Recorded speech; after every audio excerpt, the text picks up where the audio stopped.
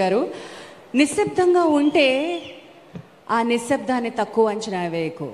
ఆ చూపులు ఎక్కడో వెతుకుతూ ఉంటాయి, ఆ చూపులు సూటిగా గుచ్చుకుంటూ ఉంటాయి, భగభగ మండే నిప్పు కణమై మనందరి చైతన్యాన్ని కాంక్షిస్తూ ఉంటాయి. Honourable deputy chief minister of Andhra Pradesh Shri Pawan Kalyan గారిని మాట్లాడాల్సిందిగా ఆహ్వానిస్తున్నాను.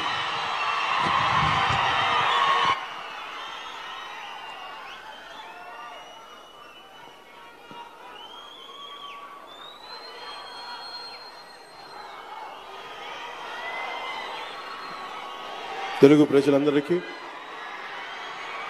దేశ ప్రజలందరికీ,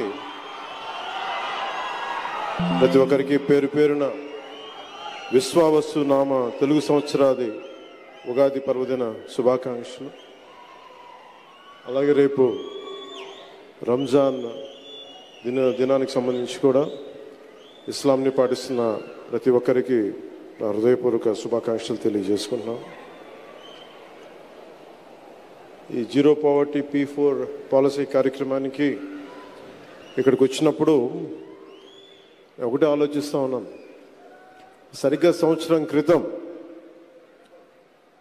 గౌరవ ముఖ్యమంత్రి శ్రీ నారా చంద్రబాబు నాయుడు గారు, నేను ఇక్కడ అమరావతిలో ఒక కార్యక్రమంలో పాల్గొన్న ఎలక్షన్స్ ముందు, ఆ రోజు వారికి ఉన్న ఆకాంక్ష కానీ నాకున్న ఆశయం కానీ ఆంధ్రప్రదేశ్ ప్రజలు చాలా బాగుండాలి, తెలుగు ప్రజలు ఎక్కడున్నా అద్భుతంగా రాణించాలనే కోరిక, ఆకాంక్ష వారిది. అలాంటిది ఈ రోజున 164 సభ్యులతోటి, అసెంబ్లీ సభ్యులతోటి, 21 పార్లమెంట్ సభ్యులతోటి ఘన విజయం ఇచ్చినందుకు మీ అందరికీ ఈ ఉగాది పర్వదినాన మరోమారు మీకు ధన్యవాదాలు తెలియజేసుకుంటా ఉన్నాను. అంటే మీరే కనుక అండగా నిలబడకపోయిండుంటే ఈ రోజున ఇంత ఘన విజయం ఉండేది కాదు. ఈ రోజున మీరు ఎంతమంది గత ప్రభుత్వంలో ఎన్నిసార్లు చూసింటారు చెప్పండి. ఇక్కడున్న భవన నిర్మాణ కార్మికులు దాదాపు 59 మంది, 30 పైచిలకు నుంచి 59 దాకా. అధికారికంగా ఆ రోజున మాకున్నది 34 మంది చనిపోయారు, అనధికారికంగా ఎక్కువ మంది చనిపోయారు, దాదాపు 100 లోపు చనిపోయారు అనేది ఉంది. అలాంటి భవన నిర్మాణ కార్మికుల్ని ఇబ్బంది పాలు చేసిన ప్రభుత్వం అదైతే, ఈ రోజున భవన నిర్మాణ కార్మికుల్ని వేదిక పైన కూర్చోబెట్టి మీ కష్టం ఏంటి చెప్పు అని చెప్పి ఒక బలమైన, ఒక అనుభవశీలైన ఒక ముఖ్యమంత్రి ఆధ్వర్యంలో రాష్ట్రం ఎలా ఉంటుందో ఆ ప్రభుత్వానికి, ఈ కూటమి ప్రభుత్వానికి నిదర్శనం. నేను 2014 నుంచి కూడా నేను ఎందుకు ఏమి ఆశించకుండా గౌరవ ముఖ్యమంత్రి శ్రీ నారా చంద్రబాబు నాయుడు గారికి మద్దతు ఇచ్చాను 2014 నుంచి. అంటే మన దగ్గర సత్తా లేనప్పుడు, అది ప్రజలకి ఉపయోగపడే సత్తా కానీ, బలం కానీ, సమర్థత, తెలివితేటలు, ప్రతిభ ఒక నాయకుల దగ్గర ఉన్నప్పుడు అది ఓట్లు చీలకుండా అది ఇస్తే అది ప్రజలకి బలం అవుద్దని 2014 నుంచి నేను అదే పని చేశాను. 2024 కూడా ఎందుకు ఇంత బలంగా ఉన్నానంటే, ఆయనే గనక ఈ రోజున అధికారంలో గనక ముఖ్యమంత్రిగా లేకపోయి ఉంటే ఈ రోజున P4 పాలసీ, జీరో పావర్టీ బయటకు వచ్చేది కాదు. ఈ రోజున అప్పుల్లో కూరుకుపోతున్న రాష్ట్రాన్ని దిశానిర్దేశం చేస్తే దాన్ని బయటపడగి వేయగలిగే సత్తా ఉన్న శక్తి సరిపోయేది ఇంకెవరికీ కాదు. అందుకని మనస్ఫూర్తిగా కూటమికి, ఎన్డీఏ కూటమి నాయకులుగా, తెలుగుదేశం జాతీయ పార్టీ అధ్యక్షులుగా సమర్థవంతంగా కష్టాల్లో ఉన్న రాష్ట్రాన్ని మా అందరికీ మార్గదర్శకత్వం వహిస్తూ ముందుని నడిపిస్తున్న శ్రీ గౌరవనీయులు శ్రీ ముఖ్యమంత్రి శ్రీ నారా చంద్రబాబు నాయుడు గారికి ప్రత్యేకంగా ధన్యవాదాలు, కృతజ్ఞతలు, నమస్కారాలు తెలియజేసుకున్నాను. ప్రపంచవ్యాప్తంగా ఉన్న తెలుగు ప్రజలందరికీ, ప్రతి ఒక్కరికి ఉగాది పర్వదిన శుభాకాంక్షలు తెలియజేసుకున్నాను. మీకు కూడా.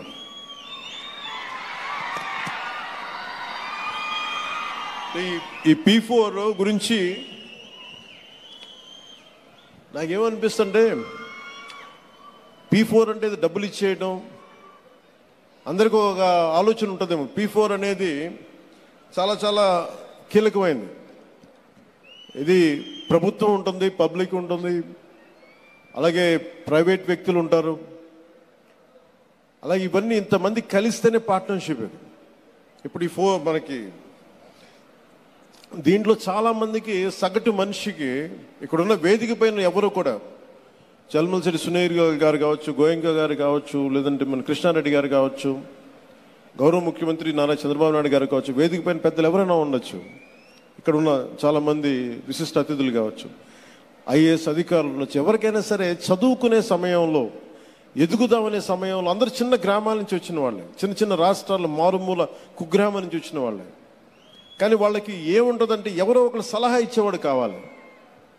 ఏదైనా నాకు అవుదాము, ఏదన్నా నా జీవితం మెరుగుపడాలి అంటే సలహాలు ఇచ్చేవాళ్ళు కావాలి. అది ఒకసారి మాట అవ్వచ్చు, లేదంటే ఒకసారి ఒక చిన్నపాటి ధన సహాయం కావచ్చు, లేదంటే చిన్నపాటి ఒక మాట సహాయం కావచ్చు. ఇవన్నీ వ్యక్తులుగా అందరం చేస్తాం. కానీ దీన్ని ఒక ప్రభుత్వ కార్యక్రమంగా దీన్ని చేపట్టినందుకు మనస్ఫూర్తిగా ముఖ్యమంత్రి గారికి మనస్ఫూర్తిగా నా అభినందనలు, ధన్యవాదాలు తెలియజేసుకుంటున్నాను.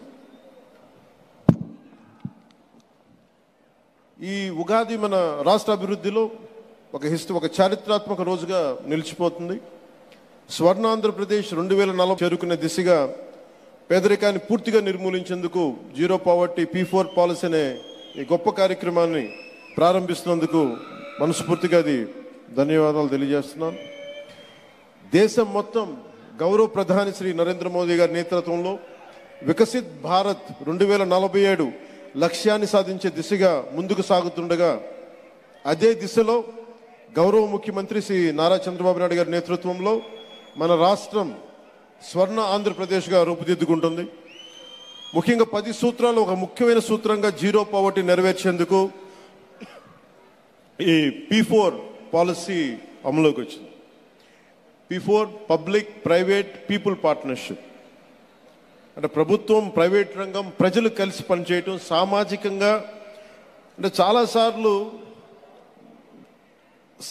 సమాజంలో ఉన్నత స్థాయికి వెళ్ళిపోయి వీళ్ళు కింద వ్యక్తులకి, వర్గాలకి ఏమి చేయరు అని ఉంటుంది. ఎప్పుడు చేస్తూ ఉంటారు, కానీ ఏ ప్రభుత్వం కూడా ఇంత బలంగా ఎప్పుడు పూనుకోలేదు, చేసిన దాఖలాలు కూడా లేవు. వ్యక్తులు చేస్తుండొచ్చేమో, కానీ దీనిని ఒక ప్రభుత్వం నుంచి ఇలాంటి పథకానికి శ్రీకారం చుట్టినందుకు మనస్ఫూర్తిగా శ్రీ గౌరవ ముఖ్యమంత్రి శ్రీ నారా చంద్రబాబు నాయుడు గారికి మనస్ఫూర్తిగా వారికి హ్యాట్స్ ఆఫ్ తెలియజేస్తాను. ఎందుకంటే 90s అంటే ఒక నాయకుడు, ఒక పొలిటికల్ లీడర్ వచ్చే ఎన్నికల గురించి ఆలోచిస్తాడు. కానీ ఒక నాయకుడు, ఒక నిజమైన ఒక విజనరీ లీడరు వచ్చే తరం కోసం ఆలోచిస్తారు. అలాంటి వచ్చే తరం కోసం ఆలోచించగలిగే నాయకులే కాబట్టి ఈ రోజున గౌరవ ముఖ్యమంత్రి శ్రీ నారా చంద్రబాబు నాయుడు గారి వెంట మేమందరం ఎందుకున్నామంటే ఒక తరం కోసం ఆలోచించగలిగే వ్యక్తి.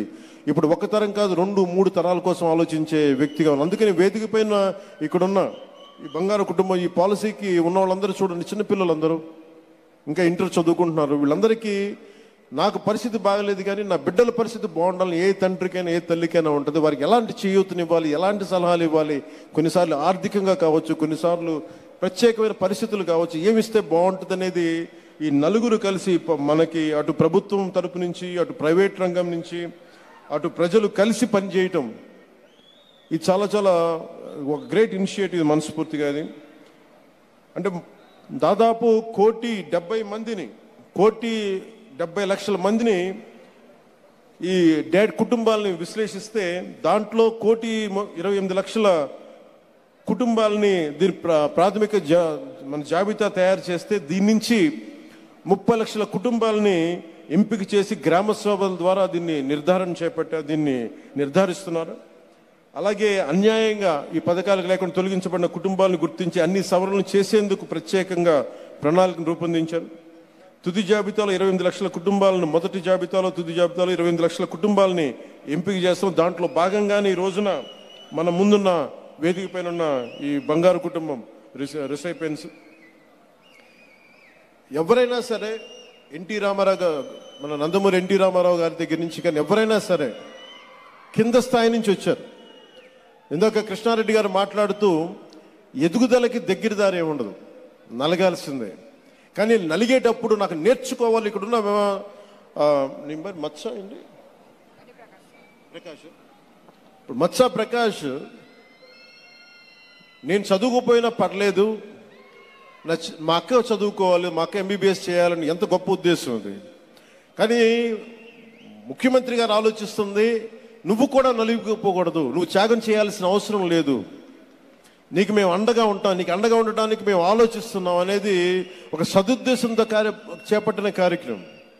వారి నాన్నగారు కూడా నా బిడ్డలకి నేను ఏం చేయగలను తపన పడుతుంటే, ఈ రోజున ప్రభుత్వం వస్తుంటే ఎవరికైనా సరే ఇబ్బందుల్లో ఉన్న కుటుంబాలకి చిన్న ఆశ కావాలి. మేము ఉన్నామని ఒక చిన్నపాటి ధైర్యం, చిన్నపాటి ఆశ కల్పిస్తే ఎంతకు ఎదుగైనా ఎదుగుతారు. నేను కూడా నేర్చుకోవాలనుకుంటున్నప్పుడు చెప్పేవాళ్ళు ఎవరన్నా లేరే, మనకి తెలివితేటలు మరి ఇట్లా ఇల్లురా అని చెప్పేవాళ్ళు ఎవరు లేరే అంటే, ఆ రోజున కనుక మనకి ఎదిగే వయసులో సరైన మార్గనిర్దేశం అంటే దిశానిర్దేశం చేయగలిగే వ్యక్తులుంటే చాలా అద్భుతమైన ఫలితాలు సాధించగలం. గౌరవ ముఖ్యమంత్రి గారు కూడా చాలా చిన్న స్థాయి నుంచి వచ్చిన వ్యక్తి. పదే పదే మాకు క్యాబినెట్ మీటింగ్స్లో చెప్తూ ఉంటారు, మాకు సరైన నీళ్ళ అవకాశాలు ఉండేవి కావు, రోడ్ల అవకాశాలు ఉండేవి కావు. ఆయన చెప్పిన దాంట్లో పబ్లిక్ ప్రైవేట్ ఈ పార్ట్నర్షిప్ ముందు నుంచి కాదు, ఆయన చిన్నప్పటి నుంచే ఉందని దాని మాటల ద్వారా తెలిసింది. గ్రామానికి రోడ్లు లేనప్పుడు తలా ఒక ఎద్దుబండి తీసుకొని మట్టి తోలుకొచ్చి గ్రామానికి ఒక రోడ్డు వేయిస్తే బస్సు ఆగుద్దని ఒక ఉద్దేశంతో ఆయన నాయకత్వపు లక్షణాలు చాలా టీనేజ్ నుంచి, ఇంకా కాలేజీకి వెళ్ళిన దశ నుంచే మొదలైనవి అని నాకు మాటలు అర్థమవుతుంటే వారు చెప్తా ఉంటే, అలాంటి వ్యక్తే కాబట్టి ఈ రోజున నేను ఒక్కనే కాదు, అందరూ ఎదగాలి, రాష్ట్రంలో ఇన్ని కోట్ల మంది ప్రజలు ఈ కష్టాల నుంచి బయటికి రావాలని ఆయన చాలా ఉన్నతాశయంతో సదుద్దేశంతో నిర్వహించబోతున్న ఈ పథకం దిగ్విజయం కావాలి. అందుకని మనం ఎదగటమే కాదు, 10 మంది ఎదగాలి, ఎదగనిచ్చేలా మనం పని చేయాలనేది అత్యున్నత ఉన్నత స్థాయికి చేరిన 10%, అత్యంత దిగువన ఉన్న ఒక 20% ప్రజల్ని, కష్టాలు ఉన్న ప్రజలకి మనం ఏమి చేయగలం. సినిమాల్లో చాలా తేలిక, 2.5 గంటల్లో సమస్యలకు పరిష్కారం చేయొచ్చు. కానీ నిజ జీవితంలో ఆ పరిష్కారాలు ఇవ్వాలి అంటే ప్రభుత్వం చేపడితే దానికి మించిన గొప్పది ఏమి ఉండదు. వ్యక్తులు చేపడితే ఒకటి, కృష్ణారెడ్డి గారు చేపడతారు, సునీల్ గారు చేపడతారు, గోయంకా గారు చేపడతారు. కానీ వ్యక్తులు చేసేది, వ్యాపార సంస్థలు చేసేది ఎంతైనా సరిపోదు ఇన్ని కోట్ల మంది ప్రజలకి. అందుకని ప్రభుత్వం పూనుకుంటే, ఒక విజనరీ లీడర్ పూనుకుంటే ఎంత అద్భుతంగా ఉంటుందనేది ఈ రోజున ఈ పథకం, ఈ P4 కార్యక్రమం చూస్తుంటే, జీరో పవర్టీ కోసం ఇది ఎంత అద్భుతంగా ఉంటుంది భవిష్యత్తులో. దీనికి కావాల్సిందల్లా ఒక విజన్ ఉన్న నాయకులకి మనందరం కూడా అండగా ఉండి ఆ కార్యక్రమాన్ని నిజంగా కనుక ముందుకు మనందరం సమర్థవంతంగా తీసుకెళ్ళగలిగితే, ఈ వేదిక పైన ఉన్న ఇన్ని 28 లక్షల కుటుంబాలు ఎంపిక కాబట్టి 28 లక్షల కుటుంబాలకి ముందు ఒక ఆశ ఉంటుంది, భరోసా ఉంటుంది, అద్భుతంగా ఉంటుంది.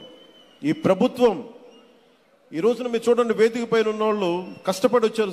సునీల్ గారు కష్టపడి ఎక్కడో చదువుకొని ఇక్కడ విదేశాలకు వెళ్ళి ఉద్యోగాలు చేసి బ్యాంకర్గా ఉండి మళ్ళీ దాన్ని ఒక స్వతంత్రంగా ఒక గ్రీన్ ఎనర్జీ సంస్థ స్థాపించి నలిగిన వ్యక్తి. ఇక్కడ కృష్ణారెడ్డి కూడా గారు అంతే. ఇలాంటి వ్యక్తులు మన ముందున్నారు. ఇలాంటి వ్యక్తుల్ని గత ప్రభుత్వానికి, నారా చంద్రబాబు నాయుడు గారి కూటమి ప్రభుత్వానికి తేడా ఏంటంటే, గత ప్రభుత్వం వ్యాపార సంస్థలు వెళ్ళినా, ఎంటర్ప్రెన్యూర్స్ వెళ్ళినా వాళ్ళు పెట్టుబడులు పెడతా ఉంటే మాకు వాటాలు ఎంత ఇస్తారని అడిగేవాడు. కానీ ఇప్పుడున్న ప్రభుత్వం మీరు అట్టడుగునున్న ప్రజలకి అభ్యున్నతులు మీరు ఎలా వాటా కల్పిస్తారని అడుగుతున్నారు ముఖ్యమంత్రి చంద్రబాబు గారు. ఆ ప్రభుత్వానికి, కూటమి ప్రభుత్వానికి, చంద్రబాబు గారి నాయకత్వంలో ఉన్న కూటమి ప్రభుత్వానికి తేడా ఇది. అది వాటాలు అడిగే ప్రభుత్వం, ఇది పేద ప్రజలకి మీ ఎదుగుదలలో వాటాలని పంచండి అని చెప్పే ప్రభుత్వం. అలాంటి ప్రభుత్వంలో మేమందరం కలిసి ఉన్నందుకు ఈ అవకాశాన్ని ఇచ్చిన ప్రతి ఒక్కరికి ధన్యవాదాలు తెలుపుకుంటూ, ఈ P4 అనేది ఏంటి, ఏం చేస్తనేది అందరితో పాటు నాకు అవగాహన ఉన్నప్పటికీ కూడా గౌరవ ముఖ్యమంత్రి, అనుభవజ్ఞులు, విజనరీ లీడర్, ఆయన మాటల్లో వింటే ఇది మరింత అద్భుతంగా ఉంటుందని తెలియజేసుకుంటూ, నాకు ఈ అవకాశాన్ని ఇచ్చిన మీ అందరికీ, గౌరవ ముఖ్యమంత్రి గారికి, క్యాబినెట్ మంత్రివర్గ సహచరులకి, అలాగే అసెంబ్లీ మన ఎమ్మెల్యేలకి అందరికీ, ప్రతి ఒక్కరికి పేరు పేరున ధన్యవాదాలు తెలుపుకుంటూ, అలాగే తెలుగుదేశం పార్టీ నాయకులకి, కార్యకర్తలకి, తెలుగు మహిళలకి, బీజేపీ నాయకులకి, బీజేపీ కార్యకర్తలకి, జనసేన నాయకులకి, జనసేన ప్రతి ఒక్కరికి ధన్యవాదాలు తెలుపుకుంటూ సెలవు తీసుకున్నాను. జై ఆంధ్ర, జై భారత్, జై హింద్. Thank you.